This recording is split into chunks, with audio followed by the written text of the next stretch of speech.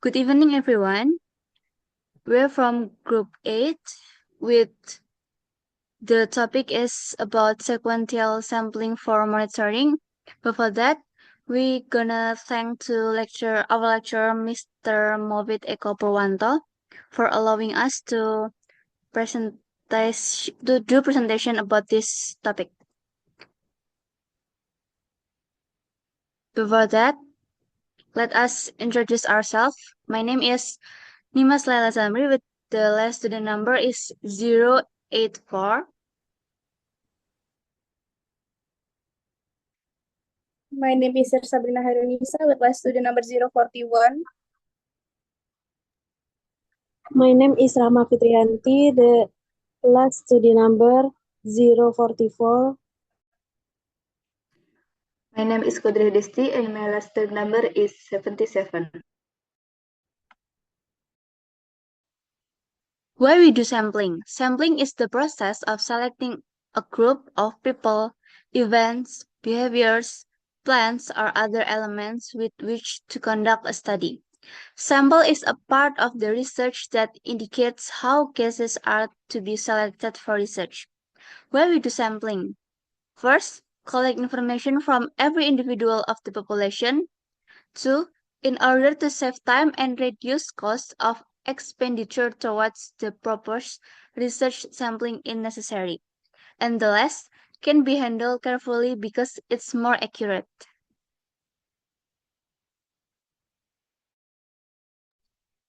And then for sampling technique, there are two kind of sampling technique. The first one is random sampling, which is simple random sampling, systematic random sampling, stratified random sampling, cluster sampling, and multi-stage sampling. And the second one is non-random sampling. There are purposive sampling, accidental sampling, quota sampling, and sequential sampling. And for now on, we're gonna talk about sequential sampling. Okay, sequential sampling is a sampling method in which samples are taken one at a time or in predefined groups in sequence until the cumulative result of their measurements allow a indication to accept or reject the result or continue sampling. The characteristic of sequential sampling is that the sample size and time period are not predetermined because it does not know at the beginning how many times the sampling will be carried out. The indication to stop the activity depends on the result of the previous observation and analysis result at each stage. This is the step of sequential sampling. Sequencing is a sampling method that carry out in the stage where sampling and analysis are carried out sequentially until the desired indication is reached. The step of sequential sampling is first determination of target population. Defining the population to be sampled. This includes identifying the characteristics of the elements that are relevant for the research. The second is selection of sampling technique.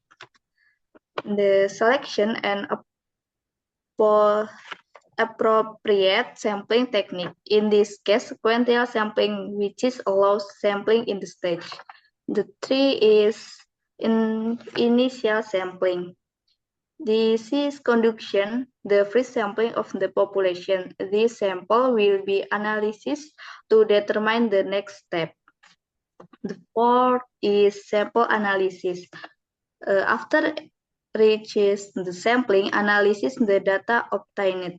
This is important to evaluate whether the result meet the predefined criteria. The fifth is indication to continue or stop the sampling. Indication to continue or stop the sampling based on the analysis result. The research may decide to accept the lot or reject the lot and continue the sampling. The last is documentation and report preparation. Prepare a report on the sampling process and analysis result for documentation and future reference. Next. Next is advantage and disadvantage. Advantage one, researchers have unlimited option in terms of sample size and sample schedule.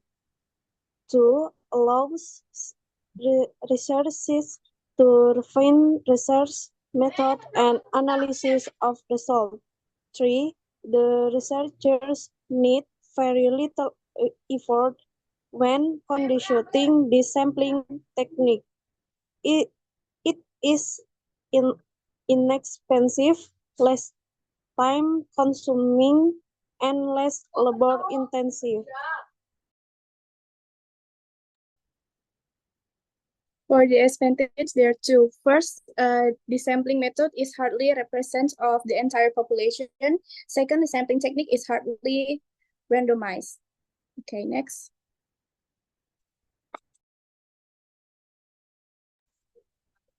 Okay, next is a case study. The case study we took was titled Pembentukan Wilayah Keputusan Pengendalian Hama Sawit Menggunakan Sequential Sampling. The author is Dina Afriani, MSI. Next.